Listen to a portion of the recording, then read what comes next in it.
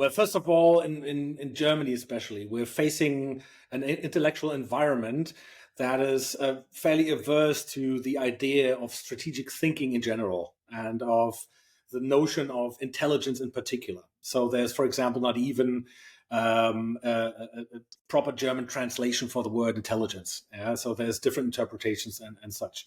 So the problem we're facing here is that we don't have a kind of a sort of established forward-thinking outlook type culture in many organizations, including universities, in the public discourse, in the media, even in specialized media, and so on. So the same, of course, extends to corporations we're targeting. And that is certainly an uphill struggle all the time, because essentially what we have to do is to start from scratch by explaining the whole idea of why it is important to kind of install some forward forecasting mechanisms when we try to pitch our products and so on. And this is definitely something where we always have to start with ABC, more or less. Right. That's why I think this conversation is going to be kind of interesting today, because it's going to be interesting to hear what some of the challenges that you guys are experiencing over in Europe, and then how you're having those conversations with management teams. And so I think there's still going to be a lot of lessons here for maybe a more North American audience that is still trying to convey the value of threat intelligence in a more corporate setting. Moritz, I might come to you now.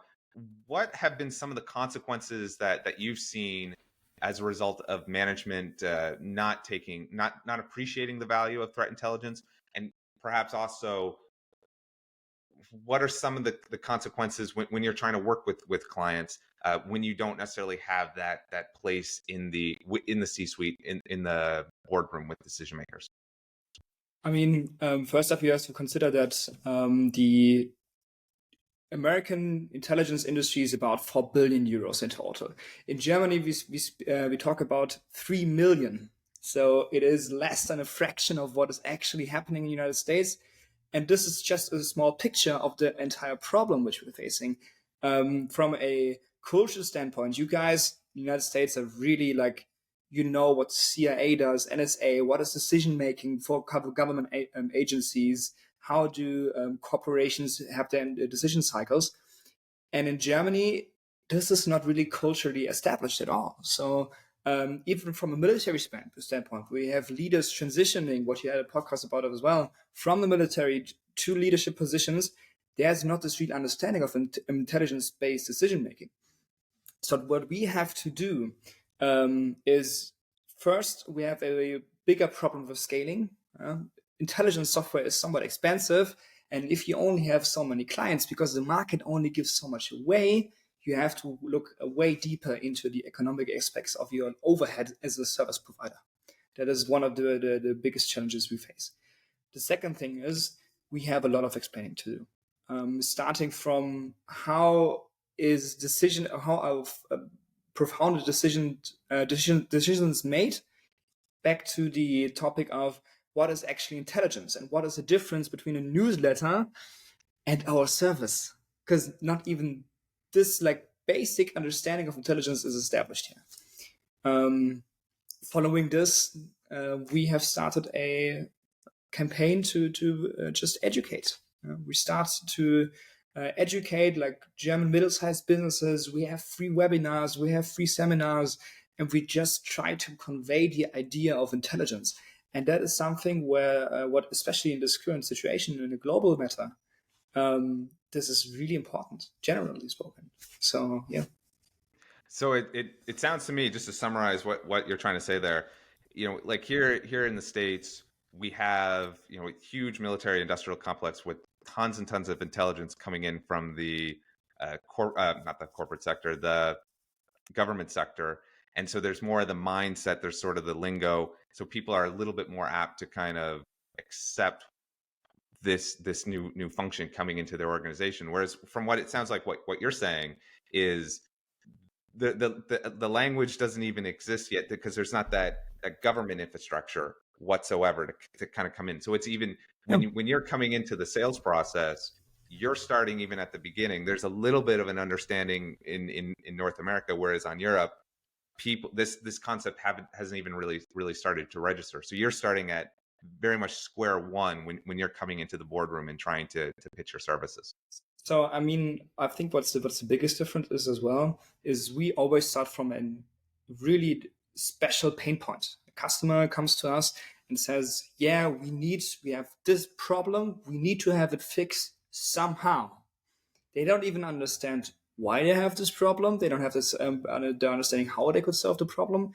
There's just an understanding. Yeah, the guys are Plan for Risk here, based in Berlin. They do something with information. I have no idea. They solve problems for big corporations. Let's just call them up. And that's something which happens from time to time, where we then explain, good, there's actually a solution to some problems which you thought before were not possible, right?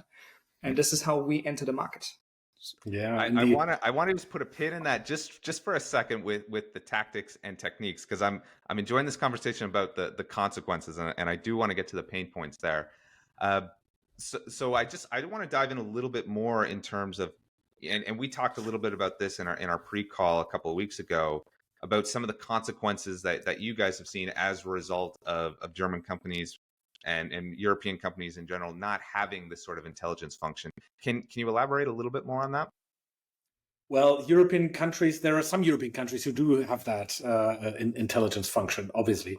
In general, you can say that in the Anglo-Saxon world, and partly also in French, the presence of intelligence, the concept of intelligence, is way more publicly known and is accepted even. So it is normal to understand the need of some sort of intelligence backup for all sorts of operations.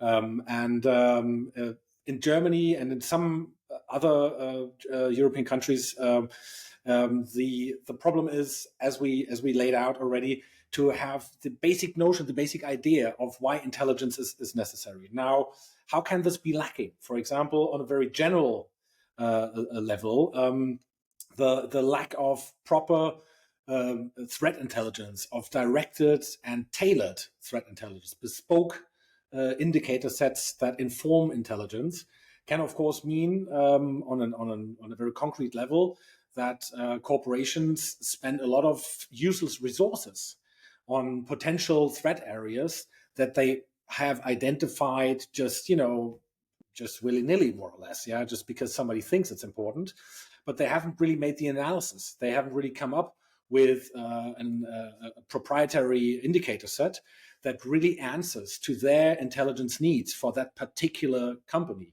So once that is done, it really helps to save resources and direct the resources that companies do have available into the right areas, especially in the economic climate that we currently have in Europe and in Germany. We're looking at declines. The German economy is decreasing at the moment. We're struggling really. And so it is really important. And we've seen that just recently when we were approached by a potential client who had a very specific intelligence requirement in Africa, in East Africa. They were having a project there. We won't go into details, but the project was basically producing a value of roughly $1 million per day. So there was some kind of, say, civil war in the area, and the front line was very close by. And for that potential client, it was very important to understand, to know what would actually be the next steps.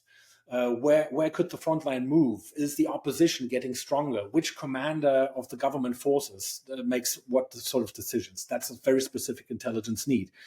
Now, we can definitely contribute to these kinds of intelligence pictures, and that's exactly a very good example of how a very appropriately and proprietarily designed indicator setup can really assist that company in saving millions of dollars per week. Even one day of operation on top is basically already bringing back the investment for the intelligence structure. If you look at that from that perspective, So that's a benefit of this sort of intelligence. Another thing is as well, what we have noticed mostly is that most companies who don't employ a culture of intelligence usage, they will not know the risk involved. When I was in West Africa, in a country where there was just civil unrest, just in this moment when my plane landed, I had talks with German companies operating in this region. They were not aware. There was just no understanding of the risk involved, and they were caught by surprise. Same thing what happened to Germany with the energy crisis because of Ukraine. Now of Israel, everybody was sort of overwhelmed, but us Germans especially. COVID hit, Suez Channel. I could name a dozen different examples where the German just forecasting failed miserably. And this is just something what needs a long-term cultural change. But what we have seen as well, we have had a lot of talks with different clients over the last months, and the pain of the German industry gets so intense. There's no other way for them other than to adopt. And this is what we've seen.